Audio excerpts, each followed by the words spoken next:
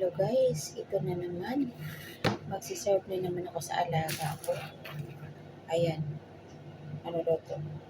Ang pangalan nito? Pinakalagay sa lata. Rita. Ayan.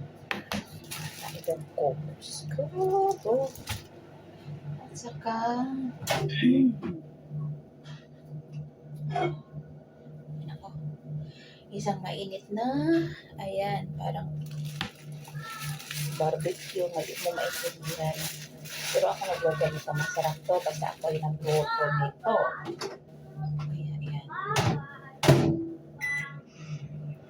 Ganun. Dahil ako yung nagluto nito. Sarap. Pero ayoko lang kumain kasi nasawa na rin ako sa manok.